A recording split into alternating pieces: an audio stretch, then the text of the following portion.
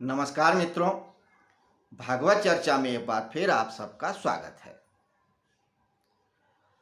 हम लोग भगवत गीता के 16वें अध्याय पे चर्चा करते आ रहे हैं विगत कई दिनों से।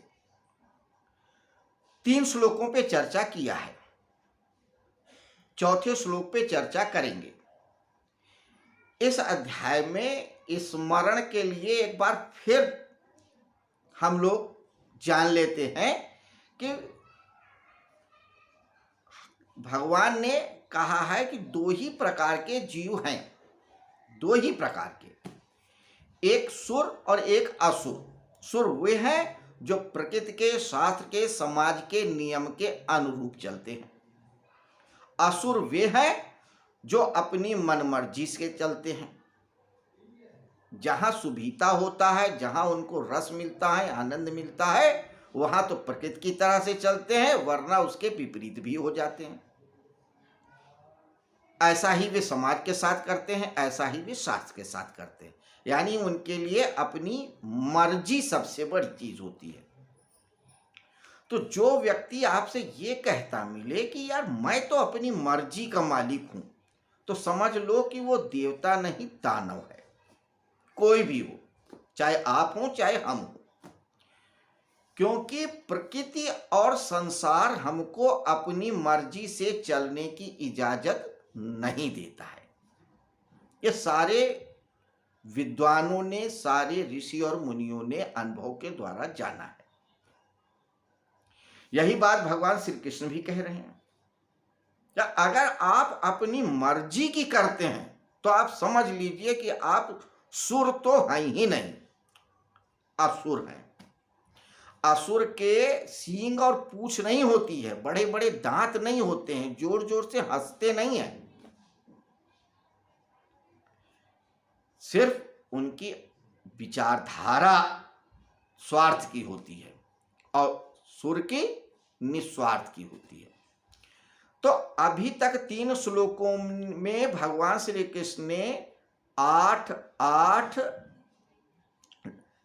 नहीं, पहले श्लोक में 9, दूसरे श्लोक में 9 और तीसरे श्लोक में 6, 9 दूना 18 और 6 24 गुण बताए थे सुर के, यानी देवताओं के।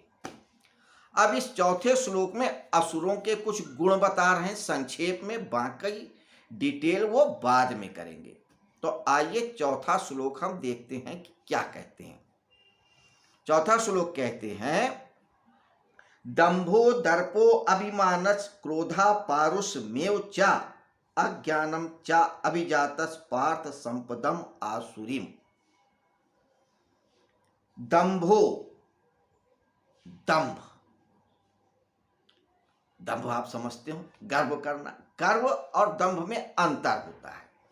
गर्व करना सकारात्मक होता है, लेकिन जब आप उसमें अभिमान रखते हैं तो दंभ हो जाता है। यानी कि अगर व्यक्ति ने अपनी ताकत, अपनी सत्ता, अपने धन, अपने वैभव को ले करके बिल्कुल पागल हो जाए, या कहते हैं कि वो सिर्फ अपनी को ही सब कुछ समझने लगे, सामने वाले को तुच्छ समझे, तो वो दंभ हो जाता है। नहीं नहीं, मुझसे बड़ा तो कोई विद्वान हुआ ही नहीं आज तक, मुझसे बड़ा धनवान कोई नहीं हुआ, मुझसे बड़ा बलवान नहीं हुआ कोई, मुझसे बड़ा बुद्धिमान नहीं हुआ कोई, वो दंभ है। लेकिन अगर किसी को अपने समाज, अपनी संस्कृति, अपनी विचारधारा पे एक स्वाभिमान है, गर्व है, तो वो पॉजिटिव वे में लिया जा सकता है। तो गर्व होना और दंभ होने में अंतर है। दंभ असुरों के पास होता है और गर्व सात्विकों के पास, सुरों के पास। तो दंभ, दर्प, दर्प भी वही है। घमंड, जिसे घमंड कह लेंगे, दूसरा है। दंभ और घमंड में थोड़ा सा अंतर है, लेकिन है बात वही। अभिमान करना, क्रोध करना, कठोरता रखना, अविवेक का होना, ये सारे दुर्गुण हैं जो एक असुर व्यक्ति के अंदर होते हैं जो समाज, प्रकृति और शास्त्र के विरुद्ध चलते हैं, क्योंकि उनके लिए अपनी सत्ता, अपनी बात, अपना धन, अपना परिवार, अपना समाज ही श्रेष्ठ दिखता है।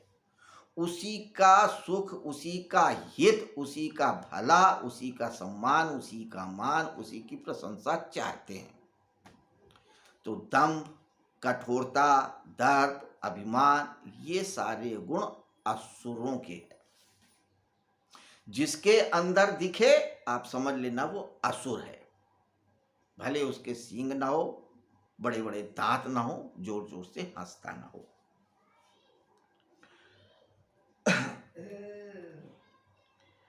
अब इसके बाद भगवान श्री कृष्ण सुर और असुर संपत्ति के परिणामों पे चर्चा करते हैं, लेकिन इन शब्दों के बारे में थोड़ा सा समझ लें। जैसे क्रोध, क्रोध का अर्थ होता है दूसरों का अनिष्ट करना।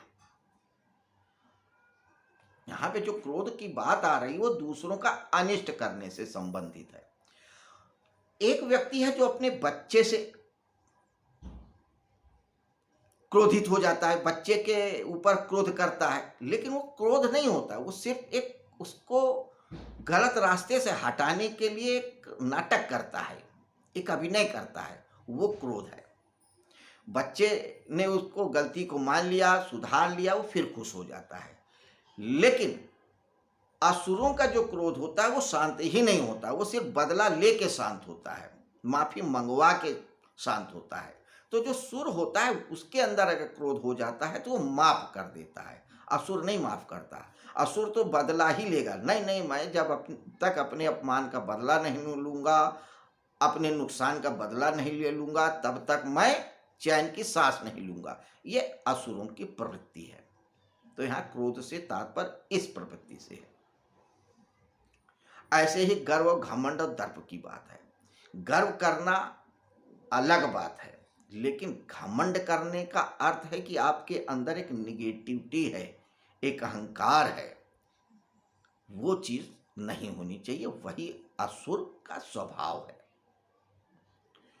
तो दंभ, दर्प, अभिमान, क्रोध, पारुष्य में कठोरता का न होना, अज्ञान, ये सारे अभिजातस यानी गुण हैं असुरों के।